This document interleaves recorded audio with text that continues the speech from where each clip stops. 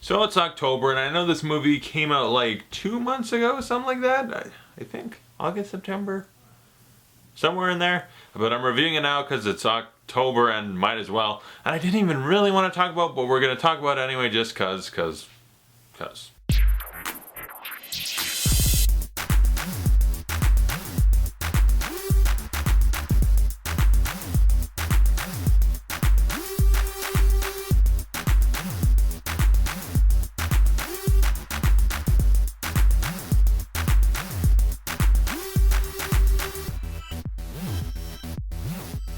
Sinister 2 is the follow-up to Sinister, a really underrated? I don't know. I really enjoyed the first Sinister, and I think maybe a little too early to say it might be a new modern horror classic. I thought it was really good, inventive, interesting. It was a really good movie, and it was almost completely devoid of shitty things in horror movies like jump scares and stuff like that. It was very, very good. I enjoyed it quite a bit. And this one came out and kind of does the opposite of what the first one does. In this one, Bagul, Mr. Boogie, the Boogeyman, whoever, he's back, sort of. He's not even really the main villain. It's Sheriff So-and-so, who sort of the main character now, along with a single mother and her 2 kids, one of which is a piece of shit. I mean, seriously, that kid should have been... It's wrong to say, but that mom needs to beat the shit out of her son, because he's a little prickhole.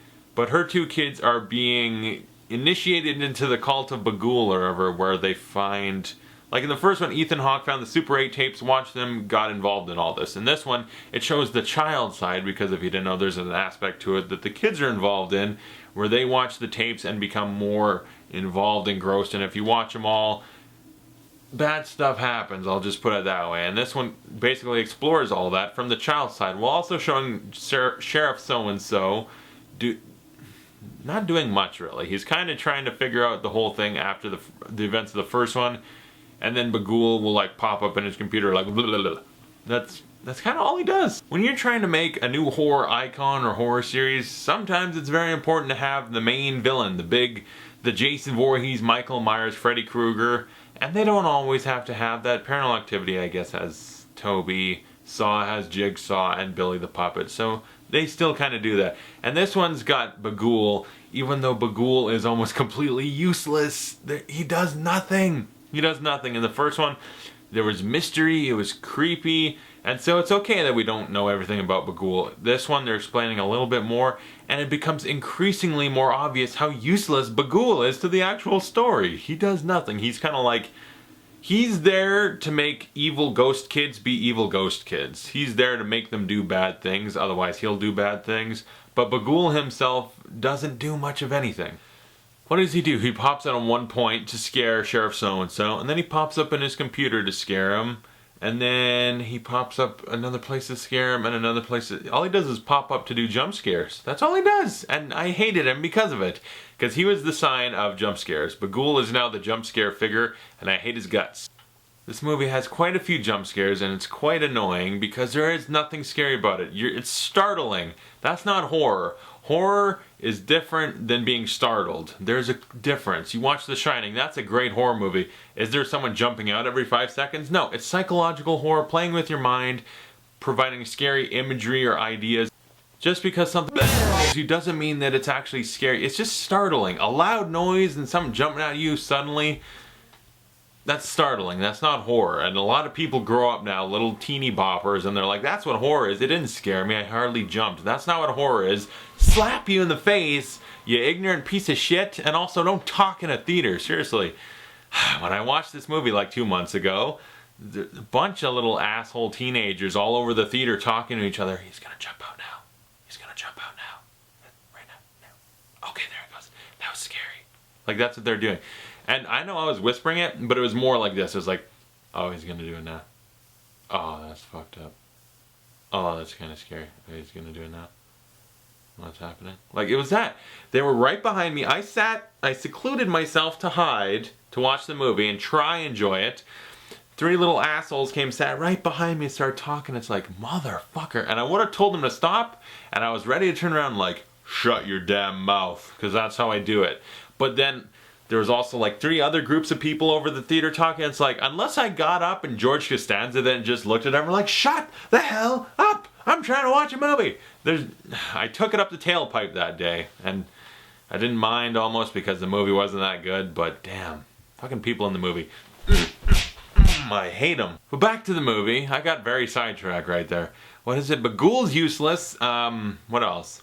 So-and-so is the main character along with the mom and the kids. So-and-so was fine. I liked him in the first. It was nice to see him back here again. The mom was fine. One of the kids, the likable kid, was definitely likable. And the unlikable kid was definitely unlikable. I wanted to reach into the movie, grab that little prick, choke him just enough to let him know, listen. Put him back in the movie. He needed a good spanking, like a really good one. And there's a thing in this movie where his dad beat the shit out of him or something, or one of them got the shit beat out of them by their dad. Because there's a couple characters in this, pretty much who I said, the dad, that are so over-the-top evil, like you know they're just setting him up for a death. And it's like, okay, there's probably people like that in real life, guaranteed. But as presented in the movie, it's pretty damn over the top in a way that's so detestable and hateable. My PS4 is turning on, if you're wondering what the noise is. Yeah. But, yeah, just some over-the-top characters. And the tapes. The fucking tapes. Super 8. In the first movie, they were creepy, subtle, and not over-the-top gory. It was like the idea of violence. Like, there's a lawnmower getting run over someone. You don't see it. But it scares the shit out of you because of the idea. It goes in your head. Because basically you see it getting pushed up and then you see Ethan Hawke react like, oh shit. And because of that, that creates a mental picture in your head like, that was probably really fucked up. And you think of it in your head maybe. And this, they're like, let's just show everything. Let's just show everything to give them an idea. Because use your mind, imagination. Fuck that. You need to show it as underwhelming as it can be. And that's what they did. They put a lot of gore in it. Didn't make it scarier. And also one of the tapes was pretty much, it reminded me of Too Fast, Too Furious. A rat on your chest with a bucket and they heat it up so the rat digs in. It was kind of nice to see that paid off because in Too Fast, Too Furious I'm like, that's fucked up actually. And it actually happened here where there was a climax to that. But there was one with fucking alligators, like holy shit. Some of them were really bad actually, because it was just gore for the sake of gore. It wasn't that much scary. And also they had a really annoying soundtrack where while the kids are watching it, we'll have a fucking record vinyl playing just basically demonic sounding sounds. It's like, this does not help. This gives me a headache. And not even in a good way, it was in a bad way.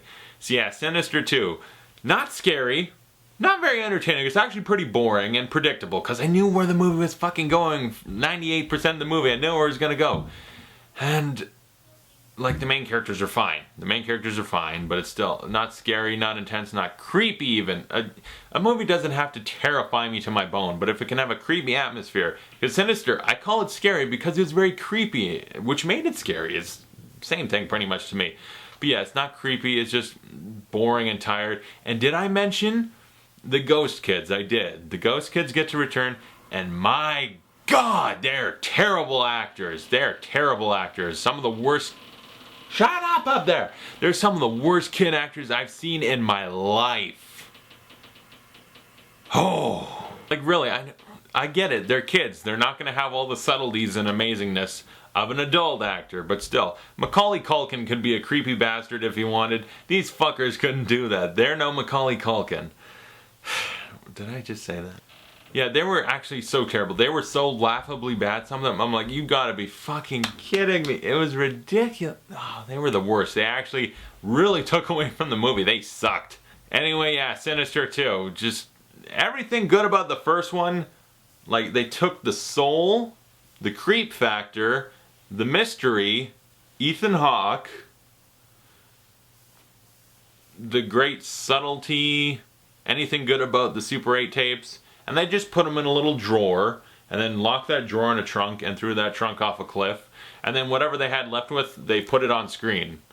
That's a weird metaphor, but yeah, this movie sucked. I'd give Sinister 2 an F. It was pretty terrible. Is it the worst horror movie you'll ever see in your life? No, it's still pretty goddamn terrible though. In every aspect, it just pretty much fails utterly. I'm trying to think of something I liked. Sheriff So-and-so and the mom were okay, and I liked the main kid. But they weren't good enough to even come close to saving the movie. It was still just a slog through boring, predictable nonsense, and I just... It sucked. So yeah, Campbell told me he thought of Sinister 2. What'd you think of Sinister 1? I'm buying that. I'm going to watch it for Halloween. That was a great movie. I saw it on Netflix. Really enjoyed it. Sinister 1? The first one? I was thinking if I should review it or not, but I kind of did. Go watch Sinister. Sinister's a good movie. I'd give that like a B+. I really enjoyed it. Thanks for watching. I'll see you guys later.